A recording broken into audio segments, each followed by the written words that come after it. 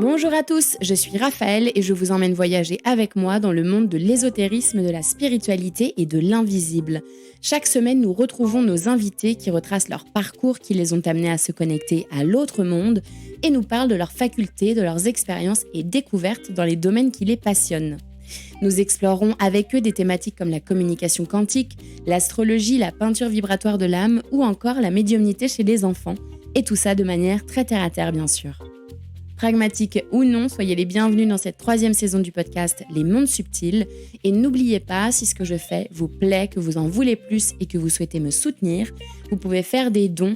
Le lien LOASO est dans les notes de l'épisode. Vous pouvez aussi liker, mettre des étoiles et partager autour de vous. Je reçois aujourd'hui Dominique Jacob, que vous connaissez déjà car nous avons fait un épisode ensemble sur la psychogénéalogie, diffusé dans la 2e saison du podcast qui s'intitule « Mes aïeux, quelle époque ?» C'est l'épisode 12. J'ai eu beaucoup de retours suite à la diffusion de cet épisode et les auditeurs me disaient qu'ils voulaient en savoir plus sur les significations des prénoms en psychogénéalogie. Donc, j'ai pris mes micros et je suis retournée voir Dominique pour enregistrer cette interview où elle passe en revue les prénoms qui ressortent souvent dans les sphères de l'affectif, de la communication, du travail, de la santé et de la sexualité. Bon épisode. Bonjour Dominique. Bonjour Raphaël. Je suis ravie de te retrouver Dominique parce qu'on a fait un épisode de toi et moi sur la psychogénéalogie qui est sorti dans la saison 2 du podcast, qui a très très bien marché. J'ai eu beaucoup de retours sur ton épisode où les gens trouvaient ça fascinant en fait de parler de la psychogénéalogie, du décodage biologique, etc.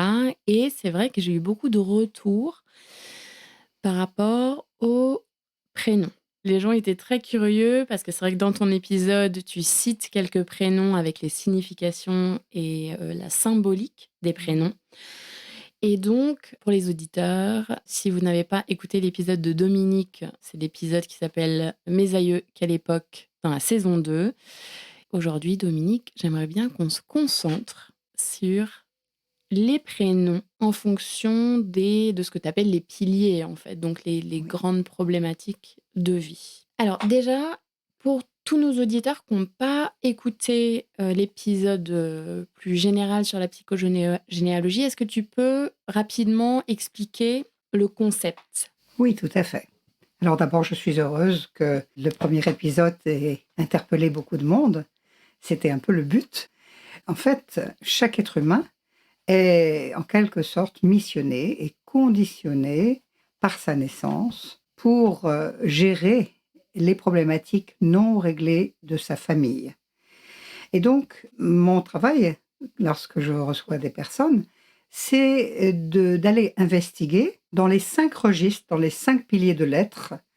Et ces 5 piliers sont l'affectif, le relationnel, la vie professionnelle, la vie sexuelle et la vie du corps, c'est-à-dire les maladies, à savoir le décodage biologique. Il y a 5 aspects simplement qu'un être humain peut vivre et qui sont souvent d'ailleurs en interpénétration. Ils sont tous reliés l'un à l'autre, mais il y a une lumière spécifique à éclairer pour chaque pilier. Et c'est ce que tu disais dans ton épisode qui a déjà été diffusé, c'est qu'en fait, à travers nos problématiques de vie, dans ces registres-là, que ce soit l'affectif, la sexualité, l'argent, le corps, c'est qu'en fait, il y a une vérité qui cherche à être mise en lumière. Absolument. Avant d'exprimer particulièrement l'histoire des prénoms, chaque être humain, dans un contexte particulier, je remonterai même un peu plus haut, une âme va s'incarner dans une famille pour régler et pour grandir par rapport à leur vie passée. Alors, je sais bien que tout le monde n'adhère pas à l'idée de réincarnation. En ce qui me concerne, j'adhère totalement, pour la bonne raison que je suis aussi accompagnatrice en régression mémorielle, donc forcément j'y crois, car je vois toujours des constantes entre la vie que l'on a aujourd'hui et les vies passées. Donc, l'âme va s'incarner dans une famille tout à fait spécifiquement pour régler non pas seulement son histoire personnelle, mais l'histoire transgénérationnelle, l'histoire de la famille. En fait, les âmes vont se réincarner ensemble pour grandir et pour faire le pardon à une histoire. Alors, je rappelle que le mot pardon, il est à comprendre. Il n'y a personne à pardonner parce qu'il n'y a pas de coupable. Il n'y a que des histoires non connues, non comprises ou non réglées.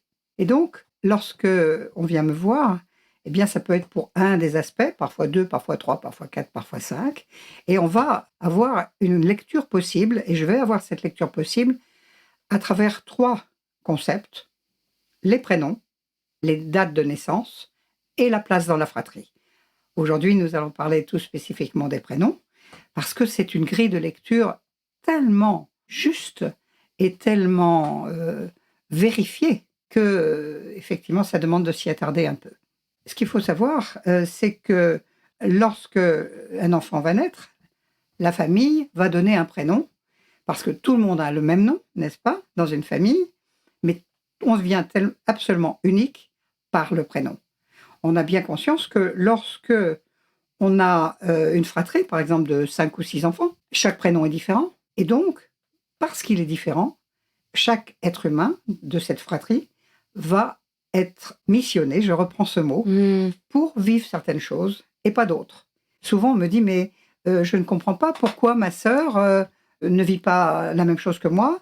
Comment ça se fait que ça tombe sur moi? On me dit souvent, ça me tombe sur moi. En fait, chacun a une petite partie de l'histoire en fonction, comme je le disais, son prénom, sa date et sa place. Oui, on a tous une mission différente, en fait. Absolument. Même si on a les mêmes parents.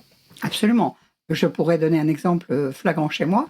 J'ai des jumeaux et les 20 minutes d'écart, ils sont totalement différents. D'abord parce que eux, ils ne sont pas forcément venus vivre les mêmes choses, quoique quand on est jumeaux, il y a forcément quelque chose ensemble à comprendre, bien sûr. Mais chaque enfant, même jumeau, a une trajectoire totalement différente. Et surtout, bien sûr, c'est le prénom qui va l'indiquer, mais aussi, on sait très bien que dans une famille, parfois on se demande si on fait partie de la même famille. On est tellement différents. On est tellement différents parce qu'on n'est pas reliés aux mêmes histoires. On n'est pas missionné pour régler les problématiques du dessus. Et je rappelle que tout enfant est là pour son histoire personnelle, mais aussi pour libérer la mémoire transgénérationnelle des aïeux. Je rappelle juste qu'un enfant est relié essentiellement à ses grands-parents, qui eux-mêmes sont reliés à leurs grands-parents. Et on est la quintessence de la 5e génération. Oui, c'est-à-dire qu'à chaque fois, ça saute une génération. Oui, alors, bien sûr, on est aussi impacté par l'histoire des parents, mais essentiellement, ça fait par pliage, arrière-grands-parents sur grands-parents et grands-parents sur petits-enfants. On parle donc du petit-enfant qui est le constellant, qui fait son arbre. Tu as une théorie de pourquoi c'est comme ça? Ou tu as juste vu avec En fait, l'expérience? c'est très empirique. Aussi bien les prénoms, c'est la même chose. On s'est rendu compte que sur des milliers de cas, eh bien, on peut en faire une généralité. Non, il n'y a pas de théorie à proprement parler. On vérifie que ça se passe comme ça. Oui, c'est de l'observation sur des années. C'est totalement empirique depuis des centaines d'années. Enfin, pas tant que ça, puisque la psychogénéalogie n'a existé réellement que depuis 1970, qui est quand même très récent. C'est très récent, J'étais l'élève d'un ancien Schützenberger et également plutôt en chamanisme, alors un peu différemment, de Alexandro Jodorowsky. Donc, en fait, ça n'a que 50 ans, finalement. Même si Jung parlait déjà du transgénérationnel autrement, en disant qu'il y a un inconscient collectif. Ouais, mais même Carl Jung, c'est très récent à l'échelle de l'humanité, là. C'est certain. C'est certain. Mm. Alors, si on veut aborder précisément l'histoire des prénoms, comprenez bien que chaque enfant va être unique par le prénom qui lui a été donné. Et il n'est pas par hasard. Donc, quand j'ai quelqu'un que je veux accompagner qui me donne les prénoms de la famille, immédiatement, quelques prénoms, je sais de quoi on parle, et la personne pourrait pratiquement ne pas me dire la raison pour laquelle elle est venue. Les prénoms me le racontent. Quand tu dis « je sais de quoi on parle », ce que tu veux dire, c'est « je sais dans quelle thématique on va rentrer ». C'est ça. L'affectif, la sexualité, l'argent, le corps. Tout à fait. Et un peu, c'est comme dans les cartes de tarot, pour les personnes qui connaissent le tarot. Une lecture de tarot, elle se fait aussi par rapport à des cartes uniques, mais aussi dans un contexte général. Eh bien, c'est la même chose. Avec 2, 3 prénoms, j'ai le drapeau familial, en quelque sorte. Une première chose qu'il faut comprendre, c'est que les prénoms, c'est une déclaration d'identité. Et en fait, la naissance, c'est naître au sens. Et d'ailleurs, en décodage biologique, on appelle cela le projet-sens. C'est-à-dire que tout est inscrit dans les 9 mois de gestation. Et on sait très bien que l'enfant est relié à la mère, qui elle-même a tout ce qu'elle vit pendant la grossesse, avec tout ce qui lui est transmis de la famille. Tu seras un médecin, mon fils, il n'est même pas né, ce pauvre enfant, qu'on l'a déjà orienté pour devenir médecin, alors qu'il aurait peut-être voulu, son âme voulait être peut-être artiste peintre. Donc tout est inscrit déjà dans les 9 premiers mois, je dirais même les 18 mois qui précèdent. Et donc le prénom, quand la famille recherche ce prénom, c'est qu'elle donne déjà une identité à cet enfant avec un projet de vie. La première piste qu'il faut chercher, c'est qui a choisi le prénom. Ça aussi, ça nous raconte beaucoup de choses. On peut aussi voir quels sont du coup, à travers ces prénoms, les secrets que porte l'enfant. Car tout à l'heure, lorsque je vous donnerai des exemples, eh bien, c'est certain que je vais vous donner juste le mien pour l'instant, Dominique. Dominique, bon, ça a été donné par ma famille, mais en fait, ça me raconte beaucoup, beaucoup de choses qui m'ont induit, puisque Dominique, c'est Domus, c'est le toit. Pour les gens qui me connaissent, j'ai un lieu de santé à Fréjus, et je suis chambre d'hôte et je donne un toit aux autres. Et si je regarde dans ma famille, les 2 autres prénoms qui vont avec Dominique, c'est Bernard, Brigitte. Mon père s'appelle Bernard et ma sœur de lait s'appelle Brigitte. Donc tout cela, c'est toujours dans un contexte relié aux maisons. Brigitte, c'est le brie du gîte. Bernard, c'est le Bernard l'ermite qui va dans la maison des autres, etc., etc. Donc, oui, les prénoms ne sont jamais donnés par hasard. Bien sûr, la famille ne connaît pas la raison psychogénéalogique, mais en fait, elle code l'enfant pour qu'il vive ce qu'il a à vivre par le prénom. En dehors des prénoms, il y a aussi les métiers qui vont être très, très, très symptomatiques. Et on verra aussi, par les prénoms aussi, qu'il y a des prénoms qui sont reliés tout particulièrement à la vie professionnelle. Il y a aussi une chose qui est intéressante, ce sont les prénoms qui sont souvent donnés. Alors, pour les gens qui sont catholiques, bien sûr, bien je travaille avec des gens de toute confession, mais pour les catholiques, la vie du saint raconte quelque chose de très étonnant. Et avec les dates et le prénom, on sait qu'on est dans une lignée qui est reliée au saint. Moi, par exemple, Saint Dominique, alors on pourrait me dire, oh oui, c'est un pur hasard. Oui, peut-être. Moi, c'est un mot que j'ai depuis longtemps banni de ton vocabulaire. Voilà. Je suis descendue, j'étais parisienne, et je suis descendue dans le sud de la France à l'âge de 40 ans. Et si on regarde la vie du Saint Dominique, il est descendu dans le sud à 40 ans. Une partie de son histoire me raconte beaucoup de choses chez moi aussi. D'accord, ok. Il y a un lien. Oui, absolument. On sera aussi intéressant de voir qui a porté le prénom dans la famille aussi. Parce qu'on va être relié par le prénom aussi. Alors, si on a le prénom, la date et la place, là, on est totalement, j'allais dire, estampillé. Par un de nos ancêtres. Voilà. Donc, est-ce qu'on pourrait dire en affinité avec Absolument. un de nos ancêtres? C'est comme s'il y avait eu un contrat, ça s'appelle des contrats de naissance, où l'enfant va arriver, va être nommé comme ça, à la place où il est, dans une date où il est, parce qu'il est relié à un ancêtre dont il a la charge de libérer ce qui n'a pas été libéré. En fait, c'est une histoire d'amour. On vient pour magnifier l'arbre généalogique, pour le clarifier, pour le nettoyer. Alors, encore une fois, c'est une histoire personnelle, mais une histoire transgénérationnelle aussi. Alors, ce qu'on peut aussi voir, c'est que le prénom, il est aussi relié à des prénoms historiques. Ça sera très intéressant de voir dans des familles où il y a une histoire très forte historiquement, eh bien, ça va être totalement relié. Le prénom va être donné de manière... J'ai récemment travaillé avec quelqu'un qui s'appelait Bayard. Hein. C'est quand même rare, hein, mais ça nous raconte toute une histoire. Tu as déjà travaillé avec quelqu'un qui s'appelait Napoléon? Oui, absolument.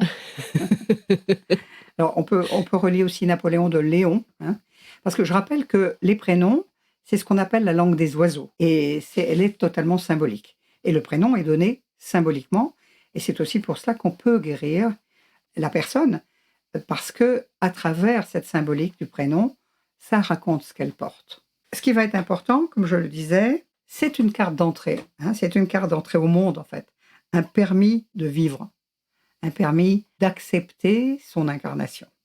Je pense que le mieux, c'est que je donne des exemples. Donc, encore une fois, chaque prénom nous raconte une histoire. Et comme dans ma formation, où je présente ce qu'on appelle le registre ACT, A comme affectif, C comme communication, T comme travail, E comme énergie santé et S comme sexualité. Et donc, si vous voulez, on peut prendre quelques exemples de prénoms reliés à chaque pilier. Ouais, et puis on suit cet ordre-là de actes, comme dans ta D'accord. formation. Très bien. Ok, donc registre affectif. Dans le registre affectif, je rappelle une chose, c'est qu'une rencontre affective n'est jamais par hasard. Les prénoms nous racontent une histoire également dans la rencontre. En fait, ce qui se passe, je fais un petit rappel, lorsqu'il y a une rencontre, c'est par atome crochus inconscient que la vie se charge de nous faire rencontrer. Et encore une fois, en affectif, on se rencontre conjoint et conjointe pour guérir et grandir ensemble. Dans l'affectif, il y a bien sûr plusieurs registres, mais celui qui est le plus fréquent pour moi, c'est dans un arbre, il y a ce que l'on appelle des histoires qu'on connaît, certes, mais il y a aussi des histoires qu'on ne connaît pas. Et tout le but de la psychogénéalogie, c'est d'aller chercher le secret de famille, comme je l'ai expliqué tout à l'heure. Et les prénoms sont, comment dirais-je, un terreau extraordinaire pour aller débusquer ce que l'on ne connaît pas, les secrets, les non-dits. Or, la famille, parfois, les blessures sont tellement indicibles qu'elles ne nous sont pas rapportées. Donc, les prénoms peuvent les débusquer. Alors, si dans le plan affectif, ce que je vais souvent chercher, qui crée des problèmes de relation, c'est une notion de filiation qui n'est pas juste. Et ça veut dire que, bien sûr, le 3/4 du temps, on connaît la mère, forcément, mais on ne connaît pas forcément le père. Parfois, il y a des pères qui ne sont en fait pas les pères, qui sont les hommes qui ont élevé un enfant avec un secret de famille. Oui, donc pas forcément nous, mais dans notre Toujours lignée. au-dessus. Ouais, Absolument. ouais. Mais ça peut. L'idée, c'est que aussi, ça va se reproduire. Ça peut se reproduire. Si on n'a pas débusqué le secret de famille en haut d'un père manquant, eh bien, on va avoir beaucoup de mal à faire sa vie affective. On ira toujours chercher l'homme absent. On ira chercher un conjoint qui a une même date de naissance ou même prénom, par exemple Jean et Jeanne, parce qu'on cherche son jumeau, etc., etc. Tout fait sens. Alors, je vais vous donner quelques exemples. Et les premiers exemples que je peux donner, c'est par exemple Alexis, Alexandre, Alex, Alexandra, etc. Comme vous entendez, il y a un X dans ce prénom. Et X en mathématiques, c'est l'inconnu. Donc déjà, je sais que lorsqu'il y a dans la famille, dans l'arbre généalogique, un prénom en X, je sais déjà qu'il y a une filiation à aller nettoyer, guérir et transmuter. Et donc c'est pour tous les prénoms qui comportent un X. Oui, Xavier, par Xavier, exemple. etc. Ouais. Absolument. Donc, Alexis raconte plusieurs choses. Que le père biologique n'est pas connu, ça c'est ce que je viens de dire, mais aussi de rivalité dans un couple, une femme qui peut être morte en couche et une mémoire de viol. Donc voilà, là ça fait déjà pas mal de recherches possibles avec ce que, évidemment, l'enfant qui porte ce prénom, l'adulte, entre-temps, qui vient me consulter, peut revivre les mêmes histoires de ce qui s'est vécu en amont. Donc tout le but, c'est donc de ramener cet inconnu. Car un arbre généalogique, pour qu'il soit équilibré, il faut qu'il ait des grandes racines, certes, pour qu'il puisse monter dans la lumière, vers le haut. Mais tant qu'on n'a pas l'information, il n'y a pas de racines, et donc l'arbre est déséquilibré. Et plus on attend, plus l'arbre se déséquilibre avec des répétitions en chaîne, à date fixe et à histoire fixe. Alors, voici pour Alexandre, mais dans l'histoire des pères biologiques manquants, on a aussi Vincent. Vincent, c'est « on s'en vient d'un autre sang », dans la langue des oiseaux. Donc, ce prénom raconte bien qu'il y a une histoire avec la filiation. Une filiation qui n'est pas juste. Oui, ou qui est connue comme absent. Par exemple, j'ai des familles où on vient me voir, on me dit mon grand-père était de la DAS. Oui, mais on n'en sait pas plus. Pour pouvoir libérer, pour qu'il y ait une vie affective heureuse, et surtout qu'un arbre soit équilibré, on va alors nommer le premier programmant manquant. Et c'est extraordinaire parce que ça fait 40 ans que je pratique et à chaque fois qu'on nomme, le prénom colle parfaitement comme si la personne savait. Le codage des prénoms, c'est intérieurement inné. Ce qui est important, c'est donc de nommer l'absent, l'inconnu, pour que quelque chose se transforme et qu'on n'aille pas chercher le père inconnu en permanence ou un conjoint qui ne sera jamais là ou qui partira, comme l'avait fait le premier programmant, premier homme de l'histoire. Donc, parmi les prénoms qui racontent aussi des filiations qui ne sont pas justes, on a les familles de conditions modestes roturières, mais on a aussi les familles aristocratiques de la noblesse. Et là aussi, extrêmement rapidement, on va retrouver ces prénoms. Entre autres, Adeline, Adèle. En allemand, Adel veut dire noblesse. En anglais aussi. Donc, j'ai déjà l'information. Donc, l'étymologie, c'est noble. Et on aura aussi, avec cette mémoire, des mariages d'une fille avec un militaire. Donc, ça, il faut déjà le savoir, c'est particulier. Une mémoire d'un père qui est donc inconnu, ça oui. Et évidemment, un enfant qui va porter le nom de sa mère. C'est évidemment nommé d'emblée. Ensuite, on aura forcément un mémoire de déshonneur, puisque le père était absent, donc ça veut dire une fille-mère. Et du coup, on aura des pathologies, mais j'en parlerai tout à l'heure lorsqu'on parlera du pilier maladie, puisque c'est tout relié. Et donc ça, c'est Adèle, Adeline, etc. C'est tous ces prénoms avec cette racine-là. C'est ça, absolument. La dernière chose, pour Adeline, on a aussi une mémoire d'histoire amoureuse cachée, mais en fait, l'histoire d'Adeline d'aujourd'hui raconte l'histoire cachée de l'époque. C'est-à-dire qu'un arrière-grand-père, par exemple, a fait un enfant, par exemple, on pourrait dire que c'était quelqu'un de l'aristocratie, qu'il a fait un enfant à son employé, ce qui était quand même à l'époque extrêmement courant, ça s'appelle droit de cuissage. De là est né un enfant, mais ça n'a jamais été su. Histoire cachée. D'où Adeline à la 5e génération. Oui, et puis en plus des histoires comme ça, il y a dû en avoir tellement, mais bien tellement sûr. sur les... Enfin, il y a 5 générations, quoi. Absolument. Et on voit que ça se répète en date et en place. Alors, évidemment, j'ai des milliers de prénoms qui racontent ça. Le prénom aussi qui raconte la noblesse, Charles, Henri. Des noms droits. Voilà, absolument. Et bien sûr, on peut le décliner dans différentes traditions. Carlos, bien sûr, dans différents pays, on peut, ça se vérifie. Et il y a aussi des prénoms qui sont déjà plus rares, mais qui existent. Laetitia raconte des mémoires aussi de noblesse. Un autre prénom qui raconte la noblesse, c'est Alice aussi. Alice, c'est aussi mémoire de noblesse. Et on a beaucoup de choses pour Alice. On a des pertes de droits et d'avantages. Ça veut dire que on est bien d'accord que lorsqu'il y a eu un noble qui a fait un enfant illégitime, il n'a pas donné non plus ni son patrimoine, ni ses titres. Donc, on a bien perte de droits et d'avantages. Conclusion, l'enfant qui porte ce prénom va avoir des soucis avec les pertes de biens, etc., etc. Donc, voilà comment on peut retrouver. On a aussi des mémoires de chute sociale. On est bien d'accord que les 3/4 du temps, ce que je vois, c'est que alors qu'il y avait un père qui était noble, aristocrate, après, on a des familles qui sont paysans, ouvriers, même en difficulté financière. Pourquoi ? Parce qu'il y a eu ce manque. Et on fera ce travail. Il ne suffit pas de comprendre. 1, comprendre. 2, décider le changement. Et 3, passer à des actes de guérison. Ensuite, on verra qu'avec la mémoire d'Alice, on a aussi un livre caché qui raconte une histoire d'une fille-mère. On pourra rechercher ça. On verra que dans la famille, il y a un enfant qui aura été ou mis à la porte ou abandonné. Évidemment, cette mémoire raconte aussi, et ça on le verra dans le pilier de la sexualité, on verra une sexualité entachée, bien sûr, avec une honte due à cette histoire. Et ça, c'est Alice. Ça, c'est Alice. Et donc, le prochain pilier, c'est C. C'est oui, là. C'est comme communication. D'accord, ok. C'est comme communication ou relationnelle. Toutes les relations intrafamiliales. Mais pas seulement. Ça peut être aussi en extérieur, les amis. Parfois, on me dit, je ne comprends pas. J'ai des amis et les relations cassent en permanence. Tout ça parce qu'il y a des mémoires qui ne sont pas réglées dans la communication et le relationnel. Je rappelle que la communication, elle peut se faire sur plusieurs modes.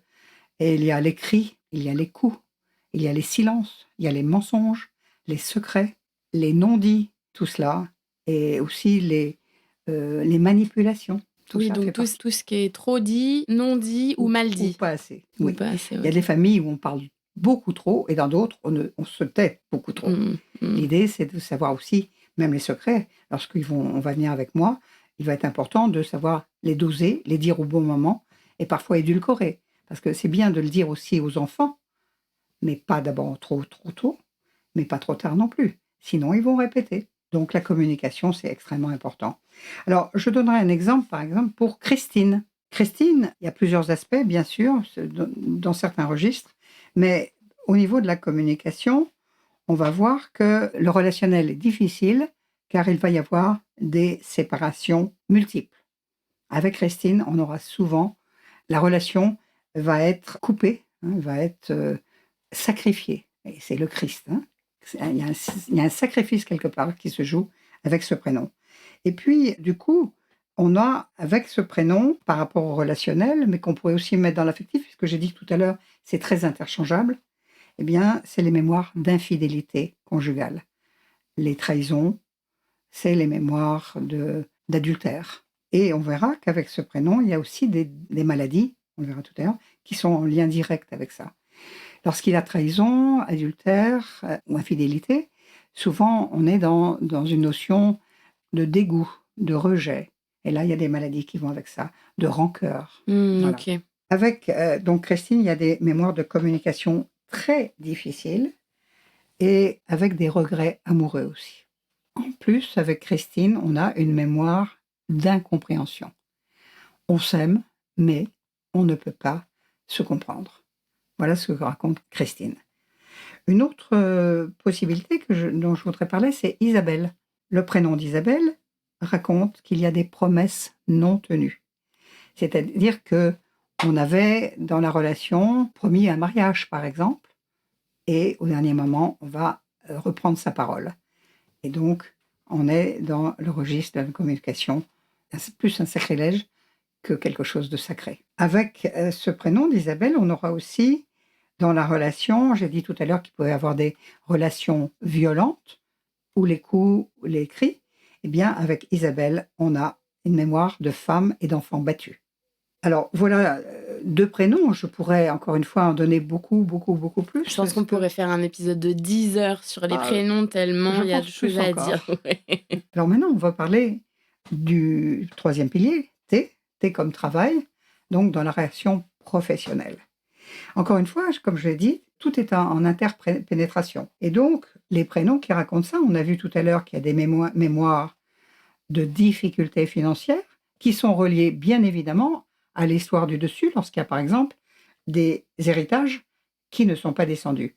On sait très bien malheureusement que lors d'un décès, les héritages sont toujours source de conflits. Eh bien en fait, les conflits vont être d'autant plus importants lorsqu'il y a eu des manquements tout en haut. Oui, ou une Hein. filiation qui n'était Voilà. pas Et juste. qu'est-ce que l'on va voir? Les descendants qui portent un prénom particulier, dont je vais parler tout à l'heure, eh bien, vont avoir soit des difficultés à trouver un job, soit, j'ai le cas d'un garçon, c'était tellement énorme, il trouvait un job, au bout de 8 jours, il était mis à pied parce qu'il était le dernier rentré, et c'était systématique.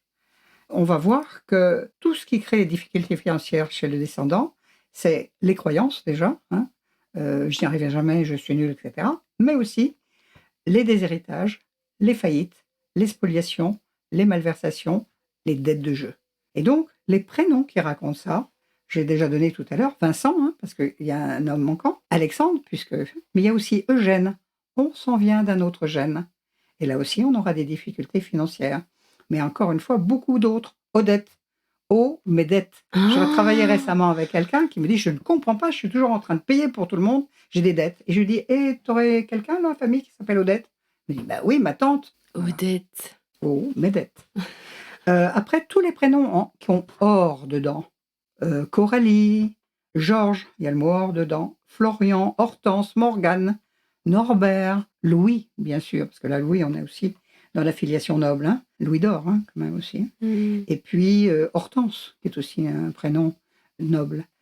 Donc, tous ces prénoms, Flore, hein, Flore, Florence, raconte aussi ça, racontent des mémoires où les descendants vont avoir des problématiques financières. Et je peux vous dire qu'une fois qu'on a pris cette compréhension et qu'on fait le nettoyage, moi, je me réjouis de voir que les portes sont ouvertes pour une réussite professionnelle. Ouais, c'est ce que tu disais aussi dans l'épisode qu'on a déjà sorti, c'est que ça bouge très vite, en fait. Très Une fois vite, que l'acte de guérison, très est vite. fait.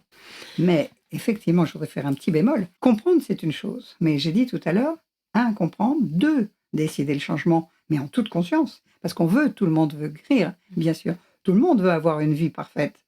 Ce qui est quand même d'ailleurs une chose qui est impossible. Oui. Mais en tout cas, la mieux possible.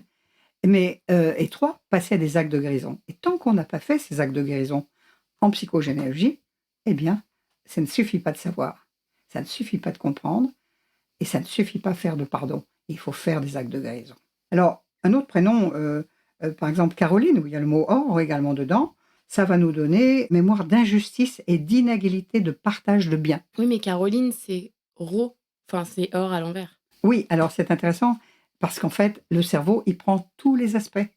Par exemple, Noël, c'est Léon. Ah, OK. C'est les anagrammes. Ça se lit, dans les deux sens. Oui. Et les dates, pareil.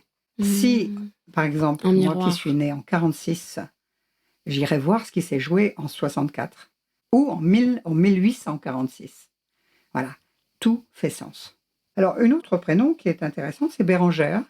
Bérangère qui raconte qu'il y a des dettes à régler, également des mémoires d'exil de son pays natal. Et on est bien d'accord que les mémoires d'exil, souvent, on va tout laisser, on va partir droit devant, et souvent on me dit une main devant, une main derrière. Toutes les mémoires, par exemple, je travaille beaucoup avec des gens qui viennent d'Afrique du Nord et qui ont perdu leur pays. On sait très bien qu'ils sont très, très... La nostalgie de son père de pays. Et là, évidemment, ça raconte une histoire. Il y aura probablement des rancœurs, vésicules biliaires, etc., etc. Donc, on va retrouver tout ça. Dernier peut-être prénom que je pourrais donner, c'est Édouard. Là aussi, c'est un prénom noble. Et là, ça raconte des mémoires de dilapidation de biens. Et entre autres, j'ai travaillé avec une dame récemment qui elle ne comprenait pas pourquoi elle avait perdu des terres. Et on s'est rendu compte que le grand-père et le père avaient fait des dettes de jeu ou des dettes pour mauvaise gestion. Et elle perd la dernière terre qu'elle voulait donner à son fils. Et on va se rendre compte que le fils, il s'appelait Édouard. Voilà. Ça paraît tellement injuste raconté comme ça, tu sais, qu'en fait, on se trimballe les casseroles de nos ancêtres qui, en plus, là, Vu enfin, de ils ont ce pas point de géré. vue, c'est un peu dur à avaler parfois. Mmh. Mais si on comprend la finalité, c'est justement pour que ça se règle. Oui, parce qu'eux, ils se trimballent sûrement ça aussi Dessus, de bien sûr, d'au-dessus. bien sûr. Mais c'est vrai que, comme tu dis, c'est dur à avaler. Parfois, C'est c'est dur un à avaler. peu fort de café.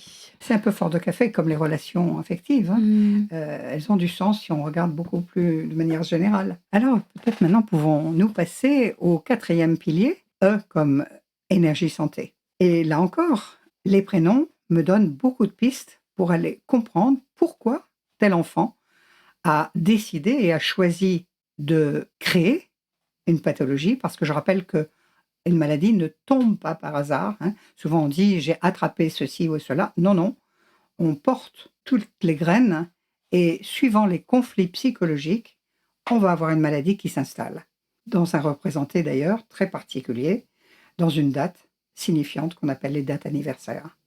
Donc les prénoms peuvent aussi permettre de travailler en amont avant qu'une pathologie s'installe aussi, hein. On peut faire du préventif également. Par exemple, si on prend Reynald, qui est aussi un prénom de noblesse, dans Reynald, on entend rein, n'est-ce pas?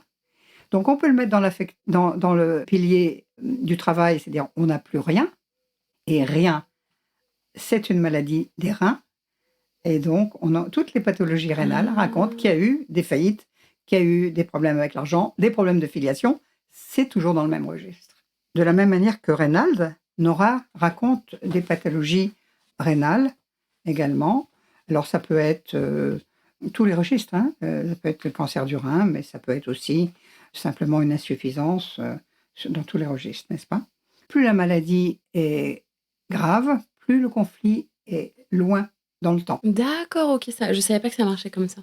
Alors, une autre pathologie qui est importante, c'est le cardiaque. Le cardiaque, c'est les pertes de territoire. Donc, on a aussi les mémoires d'exil avec ça. Donc, bien, Coralie le raconte aussi. Il y a le cœur dans Coralie. Oui, donc en fait, tu peux avoir plusieurs lectures. Enfin, pour le En même fait, prénom, ça peut partir dans plusieurs c'est ça. registres, quoi. Alors, effectivement, moi, j'investigue et il se peut que pour une personne, ça va être plutôt ça. Je rappelle surtout aussi pour les auditeurs que ne soyez pas inquiets quand vous allez entendre un prénom que je nomme. On ne porte pas tout, heureusement. Et je rappelle aussi qu'en tant que thérapeute, je vous présente les problématiques à rechercher, mais qu'on a aussi tous les prénoms qui racontent beaucoup de bonheur. Dieu soit loué. Hein. Oui.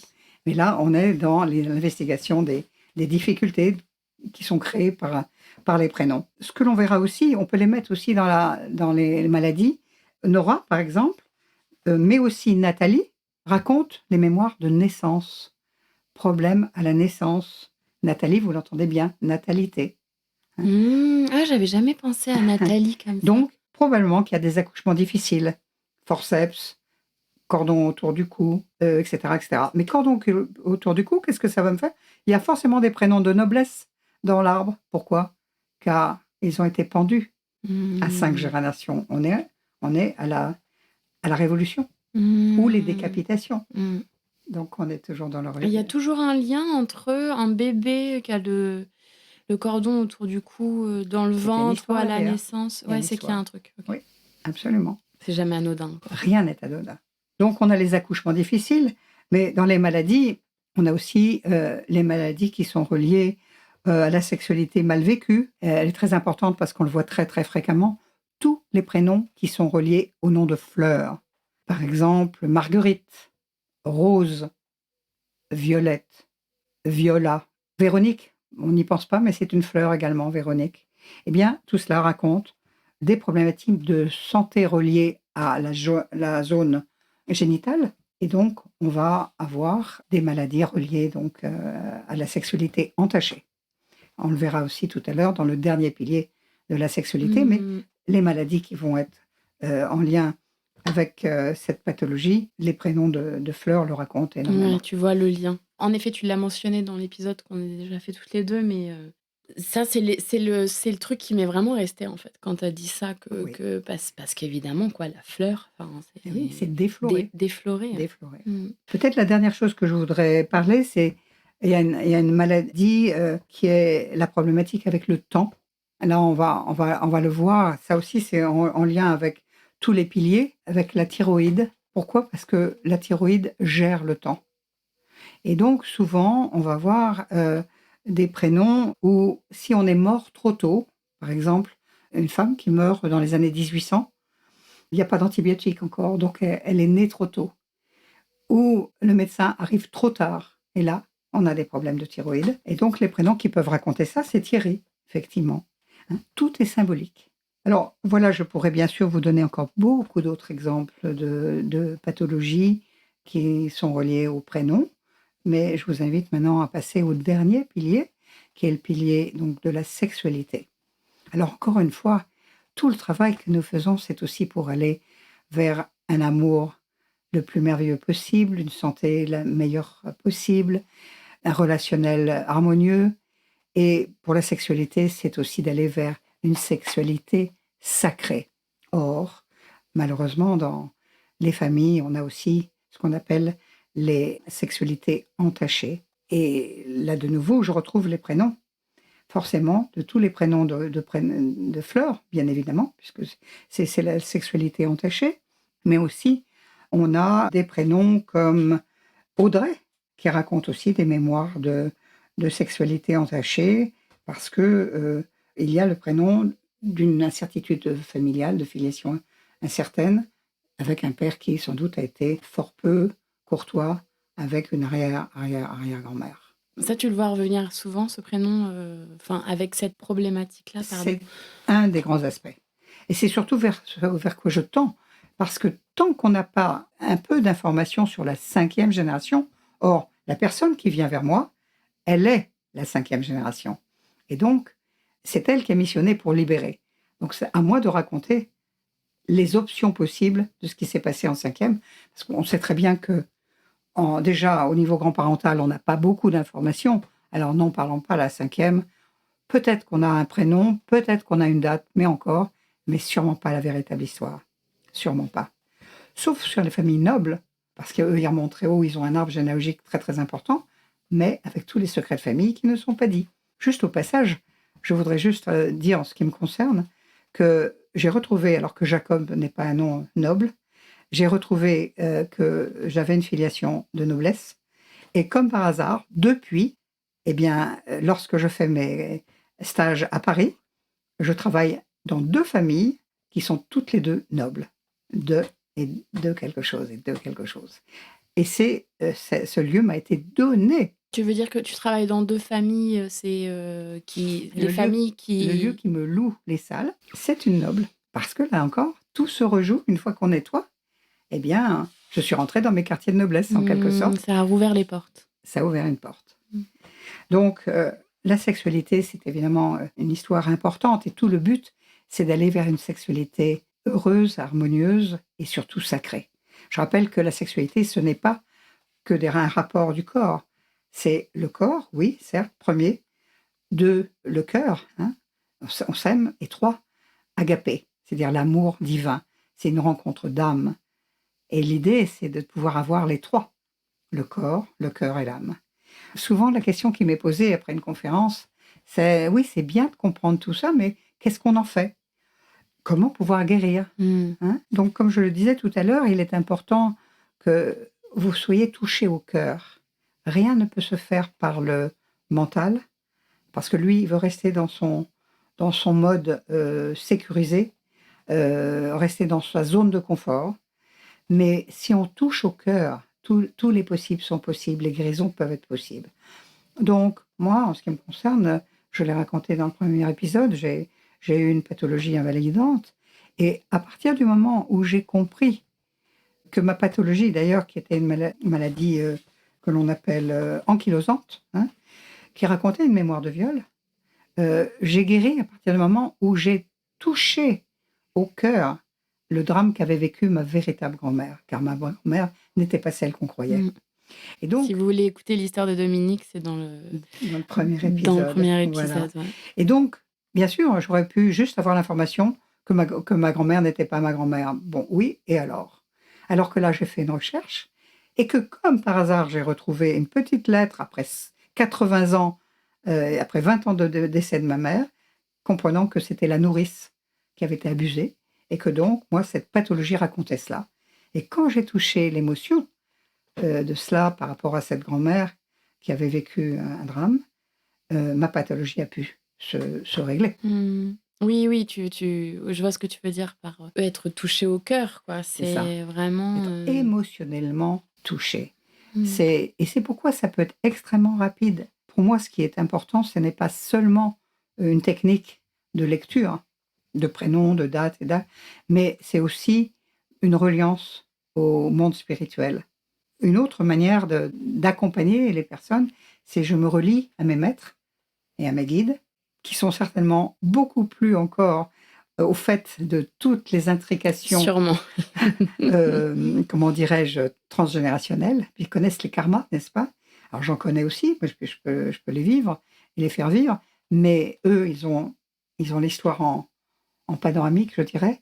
Et donc, accompagner, c'est amener la personne à entrer dans une énergie de vibration haute, où là, le mental n'a pas lieu d'être, et où on est absolument parfait, et que l'on est dans la perfection même, et qu'à ce titre, on peut lâcher les vieilles histoires et les vieilles croyances.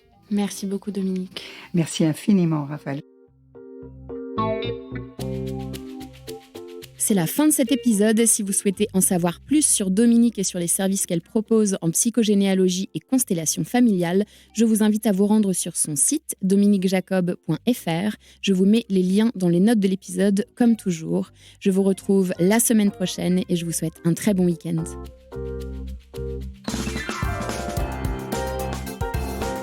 Le podcast Les Mondes Subtils est disponible sur vos plateformes d'écoute préférées, Apple Podcast, Amazon Music, Spotify et YouTube. N'hésitez pas à le partager autour de vous et à mettre des étoiles. Je voudrais remercier plusieurs personnes sans qui ce projet n'aurait pas pu voir le jour. Merci déjà à tous les invités pour leur temps, leur confiance et leur bonne humeur. J'ai vraiment adoré mes moments avec chacun de vous.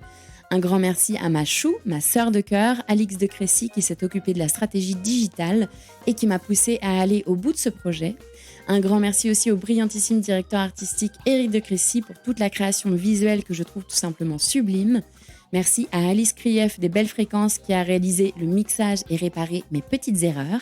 Merci à ma sirène Marie Sala pour son écoute et son soutien. Et enfin, un grand merci à Baboun et Mamouchka de toujours me suivre dans mes aventures folles. Allez, salut, à la semaine prochaine!